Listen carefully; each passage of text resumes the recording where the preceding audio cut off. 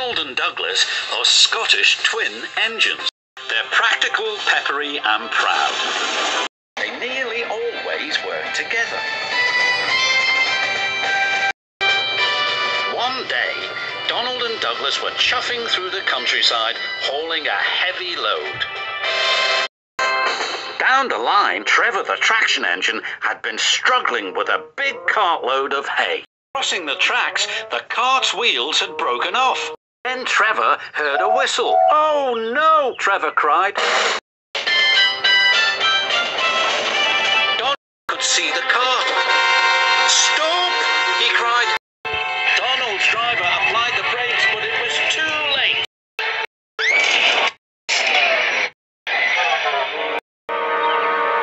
Luckily, no one was hurt. "Stop being pushy," Donald snapped. "Don't call me pushy," Douglas snapped back. "You shouldn't have pushed me into the cart," huffed Donald. "You pulled me, you mean," argued Douglas. "Didn't he?" Did, no. Did too. Before long, the track was cleared, and Donald and Douglas were on their way.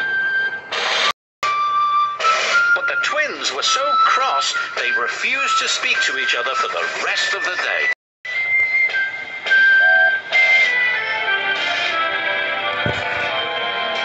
The next day, the Fat Controller needed an engine to help Duck at the smelter's yard. "May I go, sir?" said Donald eagerly. "I only need one engine," said the Fat Controller, "not two." "I'm only one engine, sir," said Donald, "and I would like to work with Duck." The Fat Controller was surprised, but agreed. Thomas was worried. "Won't you miss one another?" he asked. "I know I'd miss Annie and Clarabelle." "I'll work better on my own," sniffed Douglas. "I have work to do," huffed Donald. At first, Donald enjoyed working with Duck. Then, things started to go wrong. "Did you shunt those trucks onto the other line?" Donald asked. "You said you wanted them on the other line," Duck replied. "No other line. The other line." Donald was cross. "Douglas would have known what I meant," he huffed. Douglas was working on his own. He chuffed dutifully through the beautiful countryside. But Douglas had no one to share it with. Although he tried not to, he was beginning to miss his twin. That night, Douglas's driver took him to visit Donald. "I was just passing," said Douglas. "Have you come to say you're sorry?" Donald sniffed. This made Douglas very cross. "I've nothing to be sorry for," he said, and steamed away in a huff. The next day, Donald was in a bad mood. Duck could see he was getting too close to the buffers. "Look out!" he shouted, but it was too late.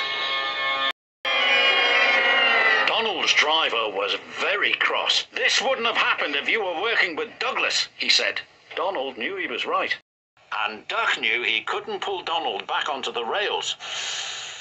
So he went for help. Douglas was sadly finishing his work as Duck steamed into the depot. "Donald's in trouble," said Duck. "Donald in trouble?" Douglas cried. "I'm on my way." And he steamed off as fast as he could.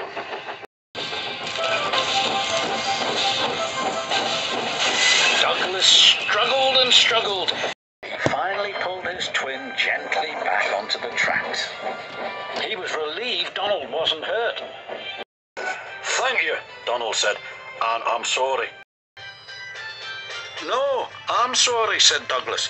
"I'm sorry," insisted Donald. "You don't have to have a row about who's sorry," chuckled Duck. "Just be glad you're back together." And they were.